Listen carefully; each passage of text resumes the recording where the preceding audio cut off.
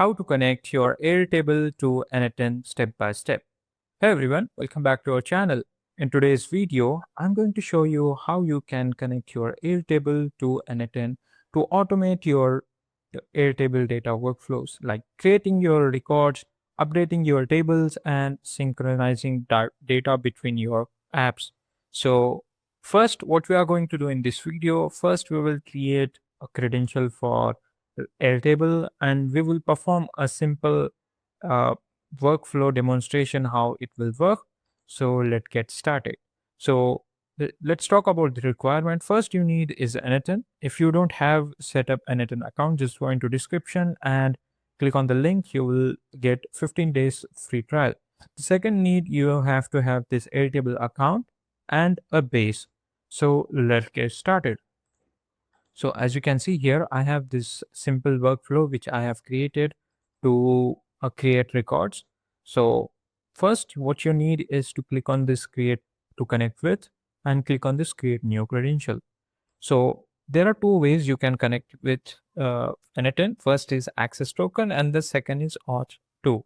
I will prefer access token. So in order to get access token, what you need is you have to go to a developer of Airtel. So just click on this open docs where you will get that link. So just scroll down and you have to click on this personal access token. So it will redirect you to this URL, which is airtable.com/create.tokens. Now over here, you have to create your token. From the right side, you have to just simply click on this create token button. And from here, you have to give a name to your token. Like let's say I will give a test 2. And then after that, make sure you have, let me show you, you have given these three accesses like data record reads, data record write, and schema base read. So I will just copy this and get back to my Airtable token access. And from here, you have to just simply add a scope, click on that. And from here, you have to search for data read record and then select that. Let's get back to n8n and copy the second scope and get back to our scope and add one more scope, which is data record write. Get back to n8n, copy this one as well. You can add more scope. It's like you are giving a permission to this token. So now after that, you have to scroll down a little bit. You have to click on this add base over here. So you will get your bases, like if you have created your base, and if you haven't created, not like if you haven't created any databases or base, you can just simply click on this all current and feature bases in this workspace. So I have already these two, but I will choose this all current and feature bases in this workflow and click on it. And after clicking and selecting, you have to click on this create token. Now it will give you this pop-up where you will get your access token. Make sure you have you save somewhere this so you will not get this, and don't share with anyone.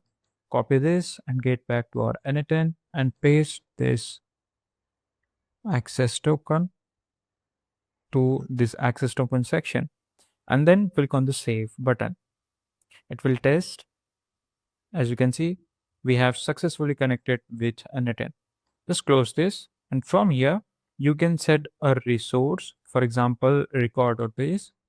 Now as you can see, if you select the base, you will get operations like get many and get schema. So it basically gets the schema of the table in the base. So I will choose this one, and from there you have to choose your base. Let me select that. We will select this YouTube channel tracker.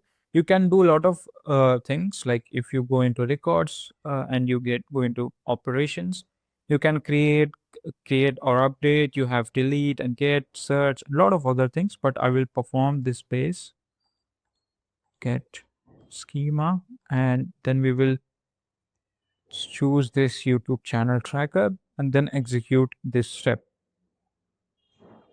Wait for a few seconds to fetch the data from the Airtable. As you can see, we have successfully connected and performed a simple workflow action over here. So it is working, and as you can see, it's fine. Now, if this video finds you helpful, then subscribe to our channel, and thanks for watching.